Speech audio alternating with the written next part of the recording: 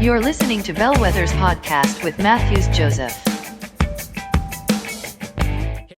Hey guys, thank you so much for tuning into Bellwethers podcast. This is Matthews Joseph, your host, and today we have Ricky Raymond George. Ricky Raymond George is actually an entrepreneur and creative consultant from Hyderabad, India. He's also a musician and a guitarist as well at his band called Culture. And he's also the co-founder of Outcast and the whole She Band. And more importantly, he was also the director of The Blessing, the Tamil version of the song The Blessing, which was released recently, which was done with an entirely virtual choir. So we have Ricky Raymond George from Outcast and whole She Band over here. Ricky Raymond George, welcome to Bellwethers podcast. Thank you so much, Matthew. It's an honor for me to be here. Honestly, I'm so blessed to be around people like you. Thank you for doing what you're doing. Yeah. Thanks again. Thank you so much for those words. It's actually a great, that's the greatest compliment that we can get. Thank you so much for being with us on the show. And it's actually an absolute pleasure and an even greater honor to have you on the show. Absolutely. Cool. So Thank do you mind so much. sharing about yourself a couple of in a very short couple of sentences about Outcast and whole She Band, just like the small story, because just like the trailer, so we'll get into the bigger movie sooner. Okay, a little bit about myself. My name is Ricky Raymond George. I come from 7 different ethnicities. I grew up all over India, and if you know anything about India, you know the fact that India is multi-ethnic country. So you have so many people from different states. So I grew up in a house speaking English because my mom didn't know how to speak my dad's language. My dad didn't know how to speak my mom's language. So that was my upbringing. My mom and dad are missionaries. They were pastors, and so they used to serve in different states and cities, and so that's why I had to move different schools. So I grew up. By the time I made friends, I moved to another city. Yeah, so that's basically my upbringing. And I also so for me, I always learned that I think life happened to be very early. The reason why I'm saying this is because I got married young. At least in India, getting married at 24 is quite a big deal. Okay, so I got married when I was 24. I finished 1 year. Actually, in fact, I finished 1 year a few days back, and I'm so excited. It's been a great journey. My beautiful wife, Beulah John, she is a fashion designer, an entrepreneur, and a philanthropist in her own way. And she also, yeah, she's a boss lady. She challenges me every day, and I think I am who I am because I'm surrounded by people who are better than me, and she is one of them. Yeah, that's a little bit about me. How I started my company. Like I said, life happened to me way early. I was working. I wanted to do college abroad, but nothing happened.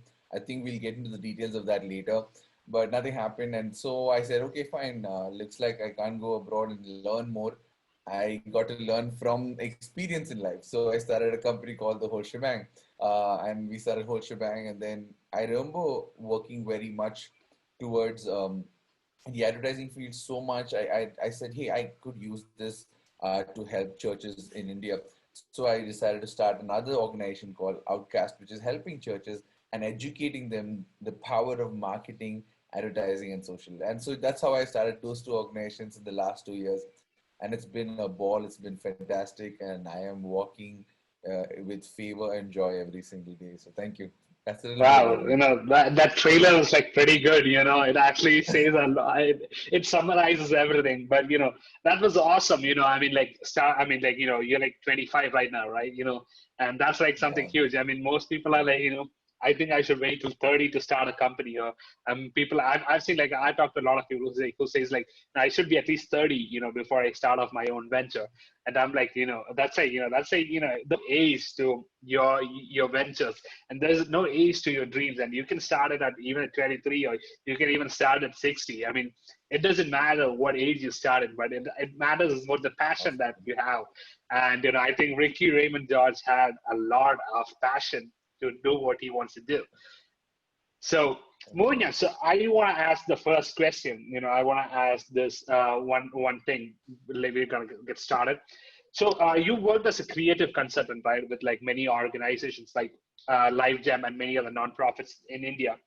So do you think like creative consultancy is like, like becoming a profession, and is something that people can go after, or pursue as a freelancer? Do you think like it's coming up like a kind of profession like that?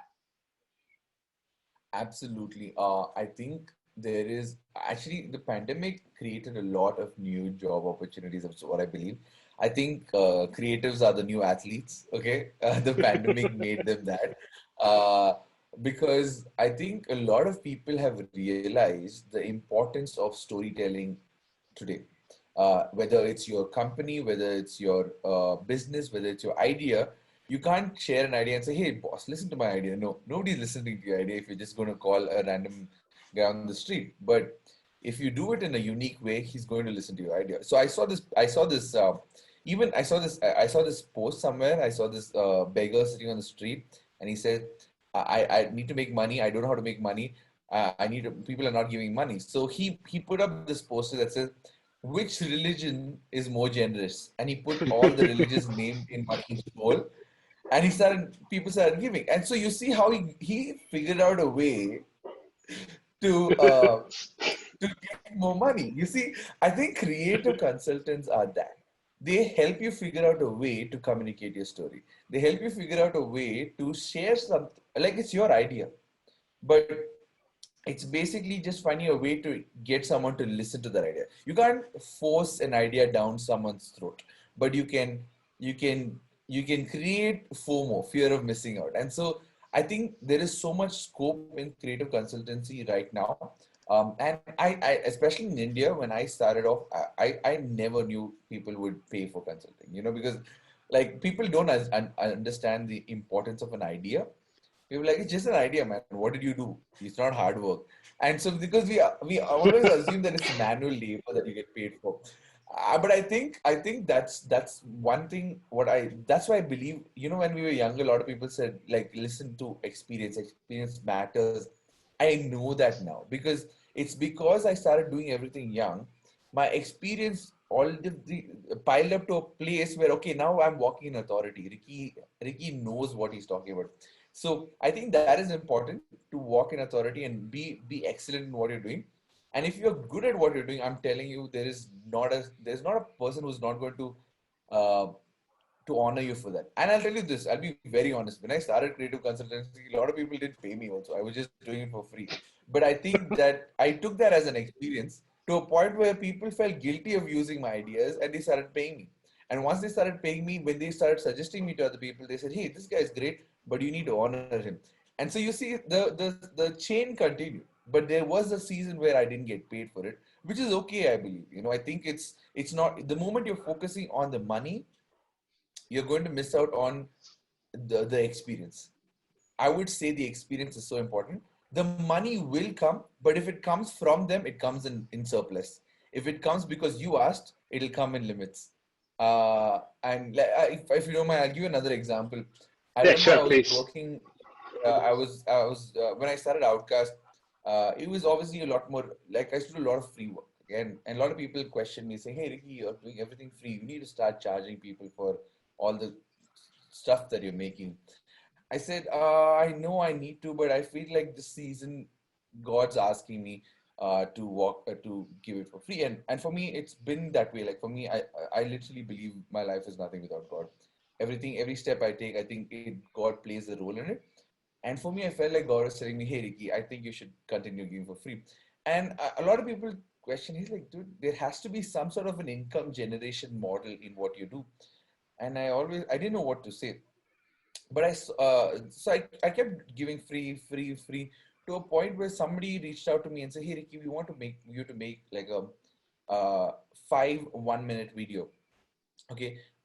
And they didn't ask me my charges, nothing. They said, "Hey, listen, this is the budget we have. We hope that's okay with you." Now, the budget which they showed me was at least 10 times more than what I would have charged. You get my point. So I think that happened only because I started doing a lot of things not expecting the money. I started doing it because I said, I got to do this and I got to do it well. And when people started giving, it came. But if they asked me, hey Ricky, what do you charge for something like this? I would feel so embarrassed and I'd give them like a smaller amount because you always have that. Oh, I'm not that great. I'm not that good enough. You always question yourself. But you when you start seeing yourself through other people's lenses, and thanks to God, you are going to see yourself. You're going to see the the potential you have, and these moments where people started offering me this started making me realize, oh, this is the potential of mine. So I think that was something creative consulting.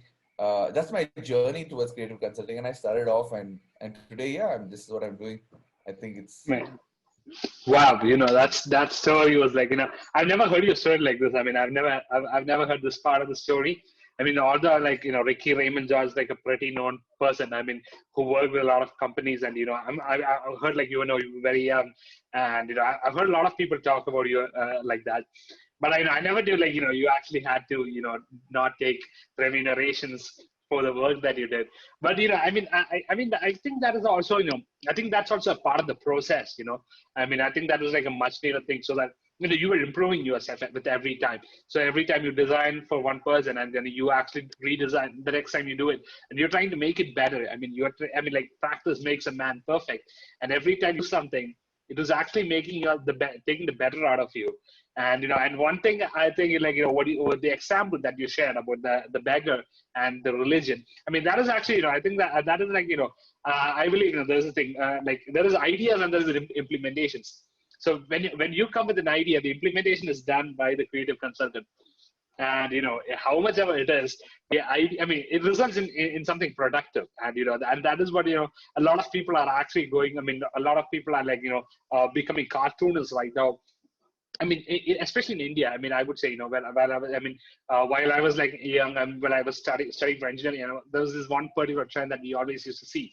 I mean, there's either doctors or there's engineers. I mean, there's nothing else. So there's no other profession. These are two.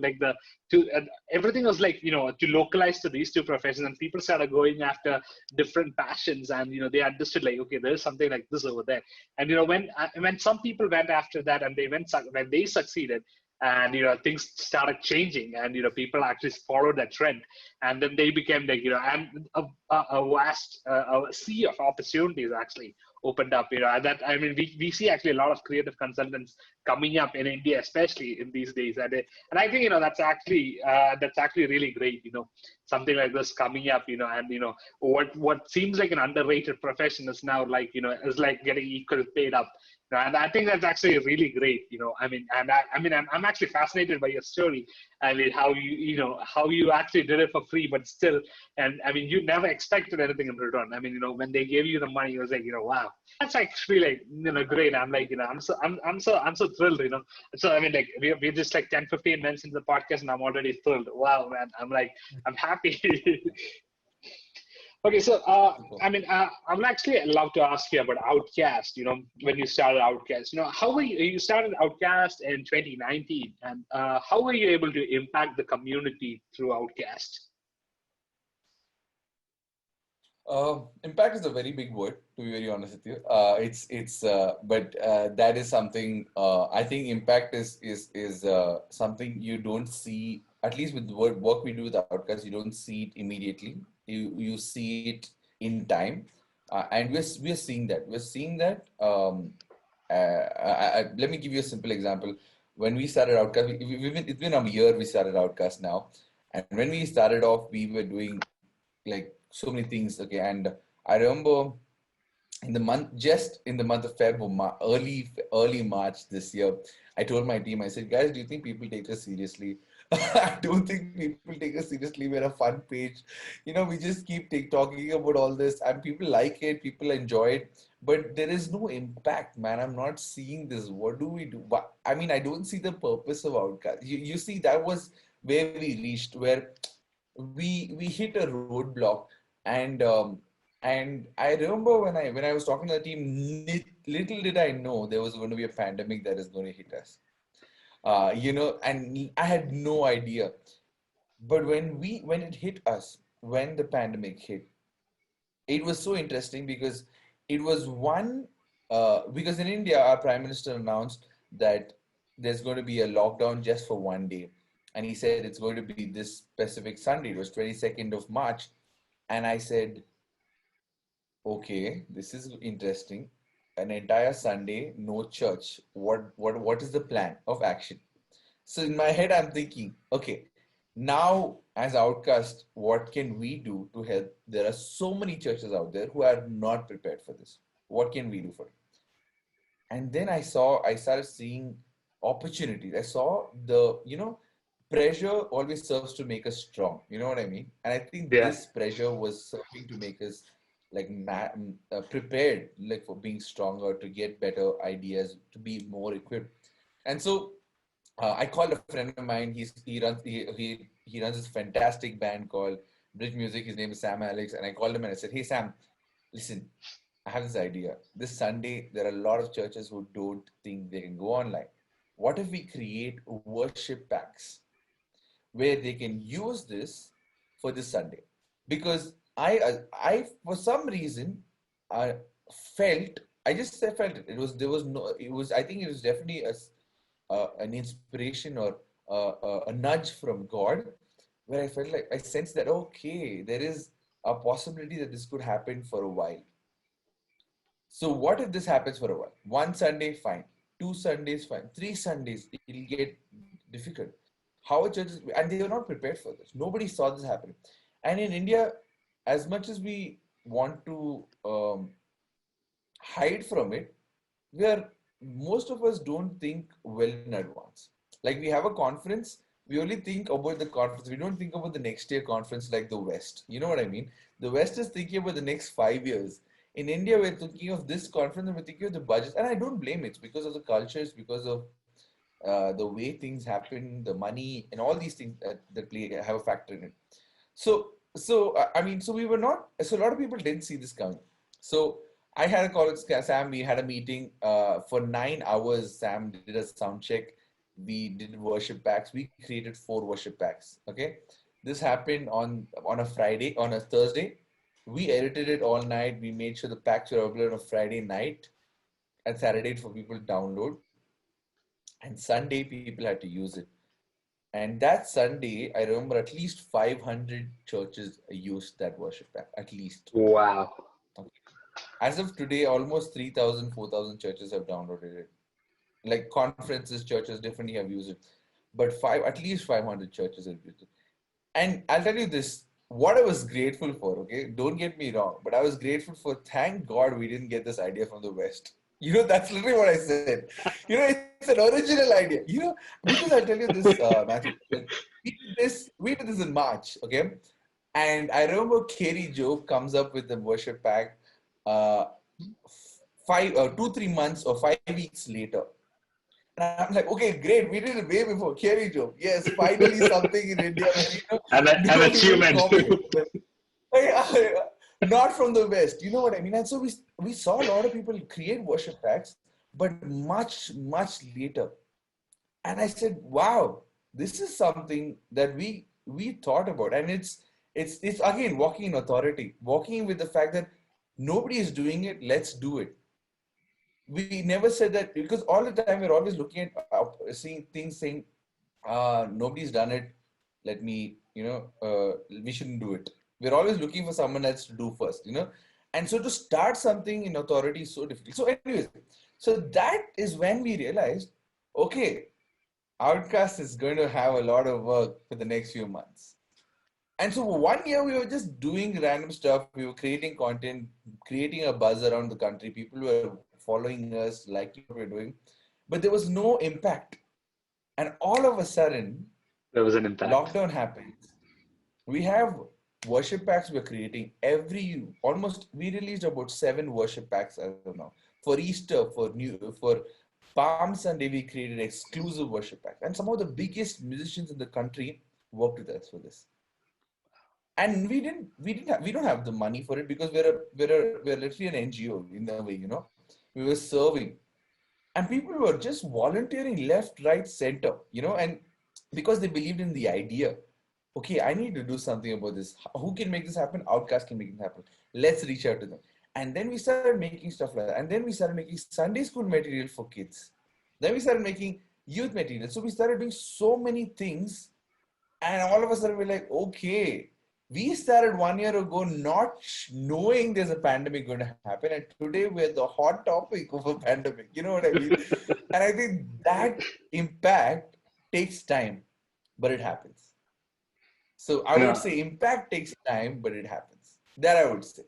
Don't, if you're looking for immediate impact, two things that don't work immediately is immediate gratification and immediate impact. You know what I mean? They don't work well and they don't last. It's this right now. Again, we're not charging people anything for this, but on a long run, people are going to remember us for serving the church and serving the community in a time of crisis. I think that's There like, is that's no actually bigger. great. No, that's actually Yeah. really awesome. Like, you were, I mean, literally, when people thought you guys were the outcasts, and then all of a sudden, and everybody started depending on the outcast. So, I mean, it became technically, I mean, like, honestly, it's ironic. I mean, outcast doing a lot of stuff that actually impacts the community through in and out, impact, I mean, like, 4,000 churches. I mean, that's like huge. I mean, doing specialized packs for all festivals and doing Sunday school stuff and for kids church. I mean, youth churches. I mean, that's something like I mean, I don't think you actually did. You ever have that? Did you ever? I mean, you never would have thought like this is what Outcast would out to be.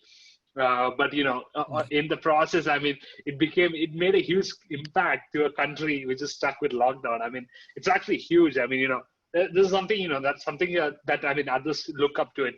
And yeah, I still remember like Kerry Job releasing a 5 worship packs during that time. I was like, yeah, that's like something like we never expected. I mean, but coming something from an original idea from India. I mean, that's actually pretty awesome, man. I mean, it's actually huge. I mean, it's like. I mean, it's very inspirational, it's very motivation. I mean, people are actually looking up to you guys. A lot of people actually, a lot of creatives actually in India look up to you guys and what do you guys do, and with everything that you do. I mean, even your post, I mean, even like even those posts that you guys do, it makes a lot of difference, and people actually look up to that, and people are actually impacted by that. That's actually great. That's actually huge. But so, I mean, I want to ask this, but this one is actually going to be like a follow up question to what you just said. You recently directed the Tamil version of the song "The Blessing," right? And you were working with an entirely virtual choir. I mean, guitars, keyboard, drums, everything separate. I mean, and vocals separate. I mean, what kind of an experience was that? How do you describe it? So here's what I did. I was a director for it, okay, but the credit goes to the entire team, okay. Because I'll tell you this, it was not, and it was not a single person's job. It was a couple of people coming together and trusting each other in that process. The hardest thing to do in when you're co-creating something is two things. One is making the decisions, because everyone's got an idea, nobody's satisfied with the idea. So somebody has to be the bad guy and says, you know what, let's go with this idea. So if it doesn't work, he faces the brunt of it. If it works, he gets the glory. You know what I mean? So it's always that way. 50-50. And so I'm grateful for Amazing Grace. She is the one who put this together, and she was that person who was walking in authority again, in like saying, hey Ricky, I trust you on this, why don't you do it. And she, I mean, like, as she, somebody told her about us, and then she came, and then and again, she didn't look at my age, she didn't look at like the fact that I have only very few videos that I've directed. She's not looking for portfolio. She just said, hey, I see something in you. And I think we all need those moments where somebody trusts you. You know what I mean? Yeah. And I think we all will get them at some point, because we need those moments where somebody's like, hey man, I see something in you, I want to work with you. And I want to honor you for that also, whether it's monetary, whether it's or different ways. And so she came up to me and she said, hey Ricky, this is the idea I have. And I don't want a virtual choir where people are in cubes and singing, because I think everyone's done that, and I'm tired of it. And then so we started thinking, and because it was the Tamil blessing, I thought we should keep it personal. We wanted to talk about the culture of Tamil Nadu, and we want, because the one thing about Tamil Nadu was the dignity of labor is very high. whether you're a coolie or whether you're a auto driver or you're a businessman, the respect you get for both is very high, at least in the city and also so. Obviously, there is your discrimination with caste and all this thing, but that's not very high at this stage of where we are, right? There is always these things happening all throughout India, but there is that respect. You respect everybody around with whatever. They don't look down upon you for having a smaller job. And what we thought, we wanted to celebrate that, because what we realized is blessing in the pandemic is not riches, is not gold, is not money. Blessing, in fact, blessing was never that. Blessing is the small things. Blessing is having a job when people are losing a job. Blessing is still going to work when you're supposed to sit at home and not make the money. Blessing is sitting safe and healthy when some people are struggling. Blessing is um, being able to attend church online when the church doors are shut. All those kind of things are blessing, right? And so we wanted to celebrate that. So that is what the concept was. That's what we thought we'd talk about, and that's what we used in that video. Now, this idea, now it's an idea nobody did. So Amazing Grace had to trust me. Again, the element of trust. So she trusted my idea. And then she said, okay, fine, what do we do? And then I shared this with Geshamana, who's this fantastic video editor from Chennai. He's like, I think he's one of the best in the country when it comes to worship and your any sort of music video. He's actually one of the best right now. I've seen his work, and he's very again, he walks with excellence. Everything he does in excellence. So I said, it's a great collaboration. And he trusted me, and he is much, much older than me. But he said, Ricky, if this is what your idea is, I'm willing to work with you. And he allowed me to be a leader over there. Allowed me to walk and that is again to find people who are older than you, have much more experience than you, but to trust you because you're walking in excellence is something again I found as favor in my life, and then put everything together, it became something very beautiful, something there was a niche, something that stood out in the pandemic, and then you have fantastic music by Gibson Dore, who killed it with the music. He was right now the hot topic of the country. He's so good with his music, no doubt about it. And so good that the Blessing India team used his track for this. So Amazing Grace and Gibson, obviously credit goes to both of them. And they both had shared the BGM for the Blessing India version. And so they started working with Blessing India team and stuff like that. So it started, and then it was from a Blessing Tamil, it worked so well that Blessing India happened with some of the biggest names, with the same track, with all this thing. And the same editor, Gershom was the editor. So it became the same team working together. Obviously, the concept and idea was from Red Sea. Again, credits to them. They again work with so much excellence and all that stuff. So they did a fantastic job. So a small idea, someone said, "Hey, Ricky, I trust you," and today it became something else. And I think that's all what we need. We all need those small moments and that one person to trust us. I think yeah, that's actually great. I mean, from what that one word, Ricky, I trust you from Amazing Grace. That one sentence that you said, that actually created the Tamil blessing, and then that actually went on to the next platform to the making of the India blessing in different languages and create. I mean, I guess you guys worked as creative consultants and also the editor. I mean, the media consultants and marketing staff with the same, right? I think I saw that. Yeah. I mean, what came out from one sentence, came as a real blessing to an entire country and many other countries around the world. That's actually, something that's like, from one word, things happen, and, most, I mean, when we act, I think that's like really great, and more when most people say, hey, I trust you, I think these are the words that most people want to hear. Um, Most people are like, hey, I trust you. When someone says that, how, I mean, I think it's like, it gives much more like, it gives like self-confidence in yourself. And you're like, in confidence, okay, someone trusts me, not just me, but someone else trusts me. And then, that actually gets you the motivation and the inspiration to do things forward. I mean, I think that's like really great, and how, you guys made it. It's like really great. I mean, I must say it was a huge blessing to me as well. I mean, I believe like a lot more like me. And I think it was great. but yeah, but I'm just gonna go ahead and go ahead and this one question, this is the last question.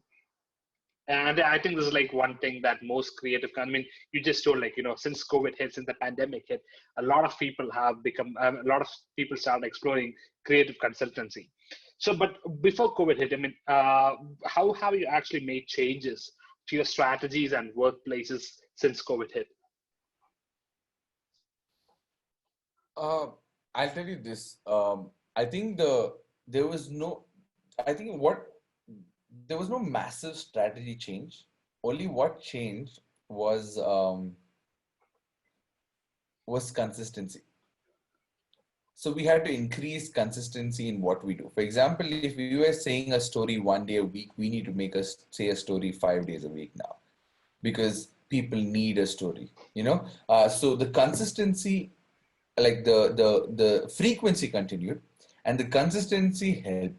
So we had to stay consistent, especially to be in touch with our audience, with team, be in touch with our market. Got it? So what changed is definitely the hustle has increased, the work has increased, the effort has increased. But I think what stays with us from pre-pandemic is we need to still stick to structures. That is, we need rest because you will get exhausted. We need moments of we need a timeout because we will lose it. So, because I one thing I hate about the advertising industry is, or rather detest is the word I would use, is it's become so much about. I mean, one of the things I regretted being part of advertising was I said, my whole life I'm going around trying to impress people with my idea, and that was practically sad. That's why with whole shebang, I got so I mean I love the company. I keep doing what I do, but I always have to do it for somebody else. It was never, and it's always like somebody who's not a designer coming and telling, I'm not too impressed with it. And so we have to sell it to them and we have to keep giving them different ideas and we have to impress somebody else.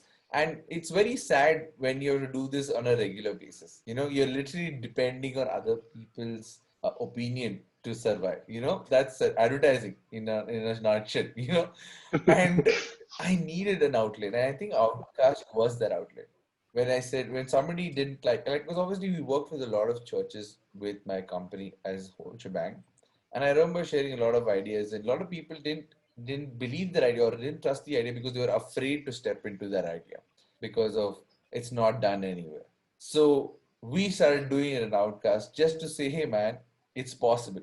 So then we started seeing that the moment we started doing Outcast, they're giving people confidence. Okay, this works. This method works, and that's helped us increase our clientele. By the way, our clientele at the whole shebang increased because of the work we do in Outcast. Because it happens from hey, this is our idea, and in Outcast we strongly believe in honor where honor is due.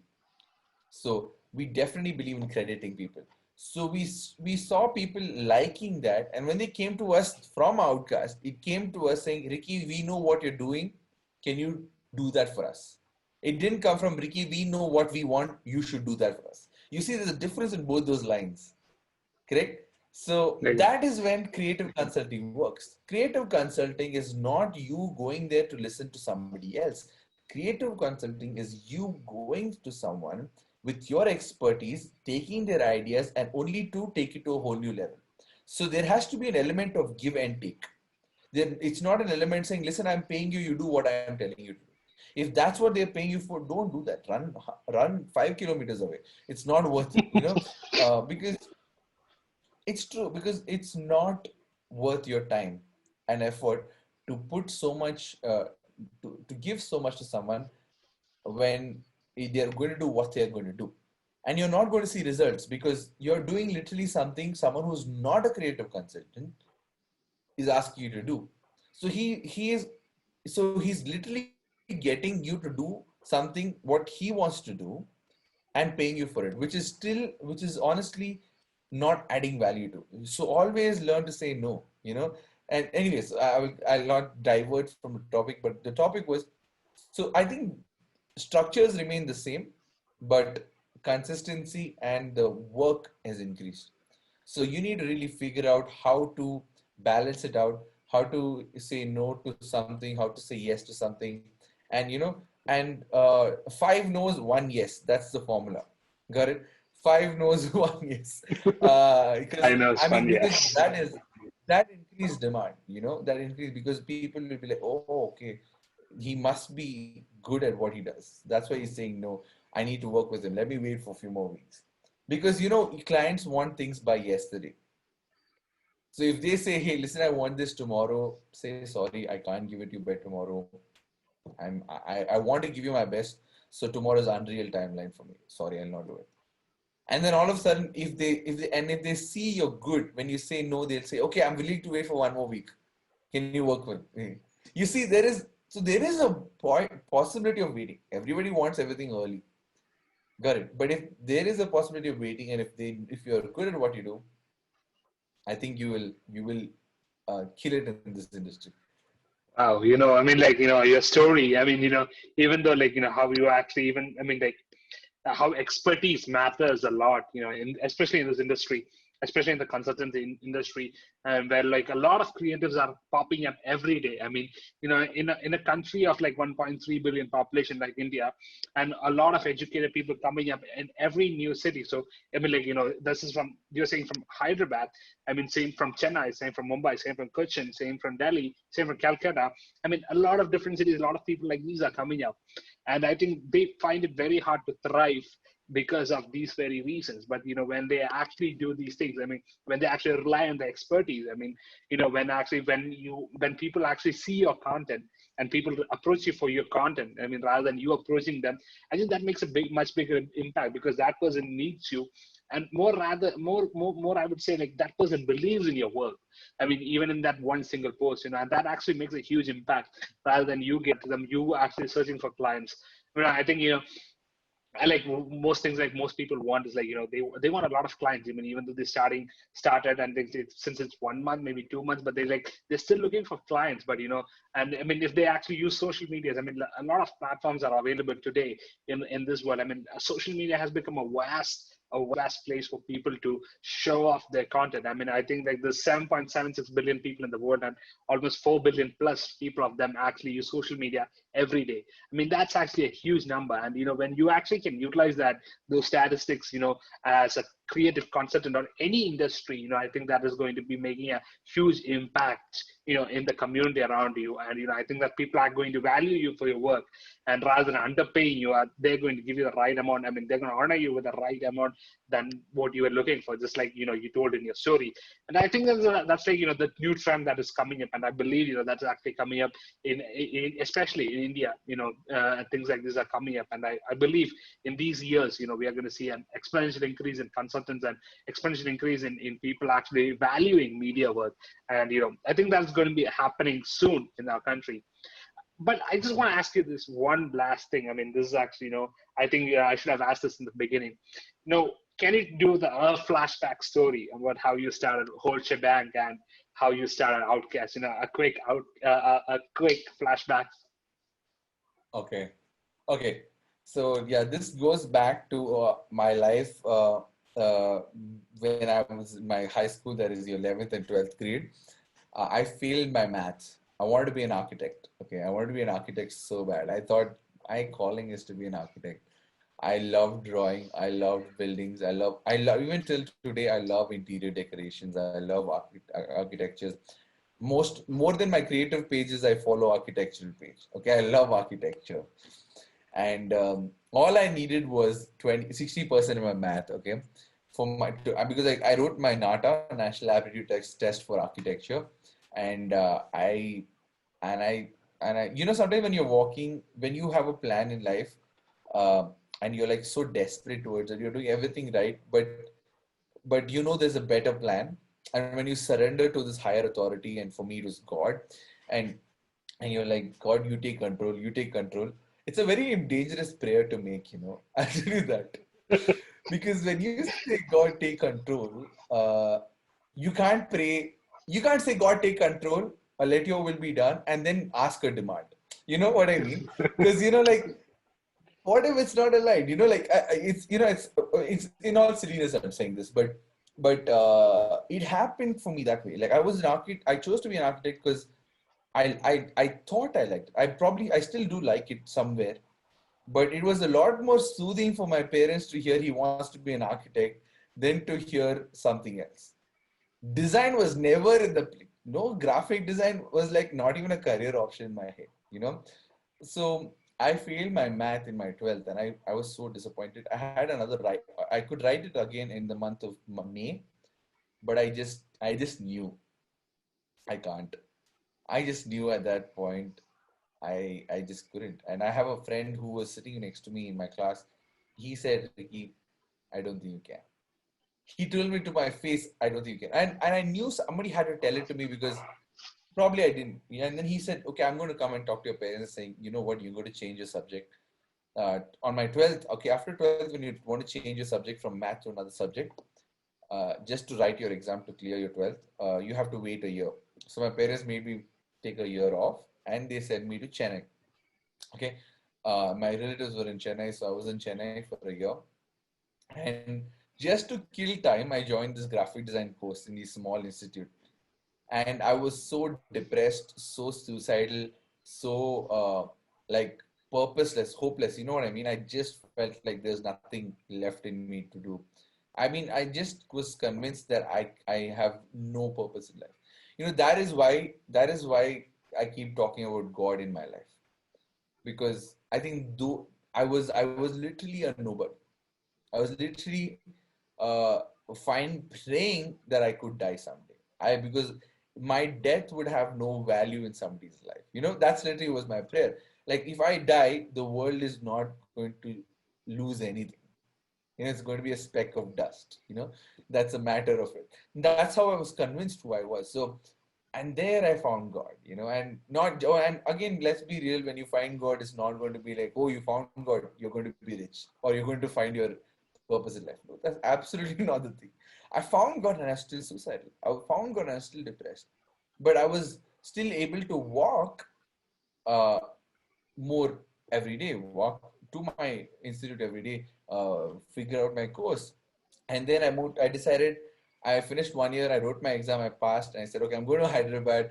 I moved to Hyderabad, and I knew my parents didn't come from much. So I knew my first year college fees, my parents would afford. Second year, I need to work hard and I need to pay my fees just so that I can support my family in some way. And I was feeling terrible and guilty because I wasted their money for that 1 year. So I started working for an advertising agency. In my summer internship of second year, I joined an advertising agency, sorry. Uh, and I started working for them for 1 month. They said, hey, can you continue even after you get back to college? I said, sure, why not? And and I started working after college hours, so sometimes during college hours, and then they allowed me to work from home. I was the only employee who was allowed to work from home, and this is when I was what 19 years old. And again, thank you so much for great leaders. My boss, his name was Alish Verghese. He trusted me again. He said, hey, I think you're great at what you do, go for it. And I was that way. My second year of college, I started like third year of college and second year summer. Those whole thing, I started working from home, and I became by in the next few months the main designer left the company. So I was the sole art director for an entire advertising agency while I was in college and not going to office, working from home. You see, and this is at 19, and I mean, at 19, my friends were trying to figure out, can I get a girlfriend? Can I, this is drugs. You know what I mean? So everybody else are doing something else, and I'm sitting here thinking, I wanted to pay my college fees, bro. So I think, again, struggle was good because it gave me a reason to pursue a passion. So I did that, and I was playing music. I was doing my, I was, pursuing my design with Zadra. I started working with some of the biggest. We worked with movies, Bollywood industry in releasing their movies online. We worked with, some JK Tires, which is like a big tire company in India, and some of the biggest names. I got to work with their campaigns at 19. And that is like literally, I was like, whoa. And all this being the only designer and the art director at the space, and then by end of third year, I joined the company for a year, and I stayed there for a year. And I knew in that 1 year I wanted to go to this college called Hillsong in Australia, and I applied for it. Now, this is the interesting part. Sorry if it's taking too long, but I'll try and wrap it up soon. Okay, this is the No interesting part. worries. So I wanted to go to Australia in the month. I decided in Jan 2018 I'm going to go to Australia and study. I saw the fee structure is not too much, so I assumed the loan is going to come in very easily. And I told my boss that time, I said, I'm going to leave in the month of May. Um, so this is going to happen. And my boss had just moved to Ireland that year. So he was working from Ireland, and a small team was working in Hyderabad. And we were doing well. And I decided I'm going to leave in Jan. And when I left in Jan, I wrote that to him and I said, so I'm going to leave in May. I told him, and he said, okay, this is coming as a shocker, but yeah, go for it. So I applied for Hitsong. I was ready to go. I'm like all game.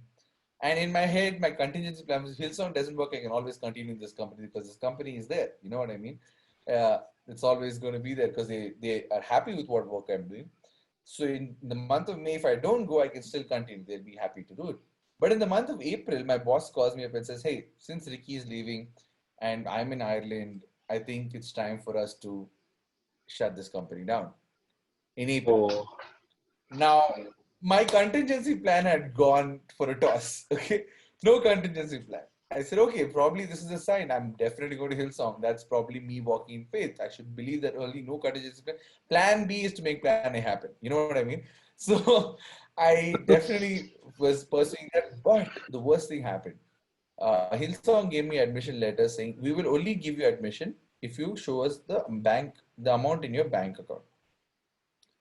The banks were not giving me loan because they said we need to see the admission letter to give you a loan. So there's this fix. One's not giving me the other one's not giving me. So I was like, what is happening? And I felt terrible and I felt helpless. And I gave up. I gave up and I said, God, come on, this is supposed to be like my move, okay? But yeah, and at that point, I went and met my my wife, that time girlfriend's parents, and I told them that I'm this is my plan for Hillsong, and they come from a very very uh, like established family. They are settled down in life. So I have a lot of pressure in me to be like at least in a good place, And now my company is shut. Hillsong's not happening because I told them I'm going to Hillsong. That's also not happening. Now what do I do? And they were literally like, I mean, now after speaking to them about what all I do, all of a sudden I'm literally on the roads doing nothing. And I said, what's the worst that can happen? Let's start a company. Because I think one thing I told my life was, I will never start a company. I was so confident I'll never start a company. Because I thought, oh my gosh, too much stress. And I started again in pressure. Pressure serves to make you stronger. And I started a company with my business partner, who was my bandmate and vocalist, Pranati Khanna. And we both sat together. And her aunt was like, you know what, you should always, why don't you consider starting a company? And then she looked at me and said, like, Ricky, you don't have a job. I don't have a job. Let's start a company. And then we started a company called the Host Bank. And we started off in a coffee shop, and then we started getting clients. And today we are about 10 employees. We're doing well. We're enjoying ourselves. We did not suffer in the pandemic. We were doing so well in the pandemic. We didn't have to cut salaries or fire anybody. So again, that happened. And then in the next one, again, for me, Hillsong was a significant thing because I wanted Hillsong to give me the identity to help the churches. Because he's from Hillsong, if Ricky says something, his Hillsong adds value to it. So that's how I wanted to go. But I think God had different plans. And when I started Outcast, God gave me authority and identity through Outcast, which was given by God, which is from India. And I'm not Ricky from Hillsong who knows what he's doing. I'm Ricky from Outcast who knows what he's doing. And Outcast is definitely a God given identity. And so you see, I was trying to find my identity from something else, but it came in a whole different way. So I think that is how Outcast, TWS, and my marriage and everything happened because I again thought my marriage is going to slow me down. I was like, oh no, this is not, I can't get married right now. I'm on a hustle road. But then, I got married and I only went from glory to glory. I went from one place, I started only going to a newer heights, newer promotion. And it's only because people around me were better than me. I had people who loved me, who comforted me, who were not looking down at me. At the same time, I had a God who was walking with me, fighting with me, and in this journey. And I think that is my story. That is Ricky Raymond in a nutshell. Wow, that's actually, I think there's a lot I can relate to it because, I mean, there's a lot of similarity in what you actually said to my story as well. But, I think that's like, a huge thing what God did through you. I mean, rather than Ricky from Hillsong, it's like Ricky from Outcast. And I like that part very much, Ricky from Outcast. That makes a huge difference. I mean, when people actually see you, well, I mean, you are still 20, you're 25 and you have worked with a lot of a lot of brands. I mean, even like LiveJam and a lot of nonprofits, and you worked as a marketing agent, a creative consultant, and it's been like something that most people actually around your age, I mean, would look up and say, I'm actually jealous of you. I think that's what people actually would say to you. I mean, because you had explored so much and you attained so much in such a short time with God's favor and by people trusting you. And I think that's very much important. I think that is like something we actually need to look up to. I mean, we need to trust God sometimes. And, even though the path ahead might seem dark. And also we need to make sure that the people around us, trust us and we trust them. That's what makes a better team. And that's when a teamwork actually comes into place. And right now it's starting Outcast and starting the whole shebang, from just 2 people to actually 10 employees right now. And and that survived. I think a business that rather bloomed during the COVID pandemic. That's actually huge. And that story is, I believe, that's going to be a great motivational story to people who are going to listen to this podcast. Maybe now, maybe 2 weeks from later from this air, or even maybe 6 months or maybe years later when people actually hear this. I believe they are going to be changed so much. I believe they are going to be impacted so much by this story. But I just want to, I want to say thank you, Ricky. Thank you so much for coming over here and sharing your story, speaking so much light. I think this is going to be an eye opener for a lot of creative people, a lot of creative consultants, a lot of designers as well. I really wanted to say thank you so much for being on the show. It's actually an absolute honor and an absolute pleasure to have you on the show. Thank you. Thank you so much, Matthew. It's been an honor for me to share this with you. Thank you, and thank you for doing what you do. I keep telling this to a lot of people who are doing something today, and you're doing a podcast, which is not easy. So yeah, thank you, and you're awesome, man. It's such a good conversation with you. No, you're awesome. Not me. You're much awesome. All right, guys. So that's the end of the session, and thank you so much, guys, for listening. That was Ricky Raymond George, the co-founder of the whole shebang and Outcast, the director of the Blessing the Tamil version, and an entrepreneur and a creative consultant. So the links to Ricky Raymond George's personal portfolios and his organizations would be up in the podcast descriptions.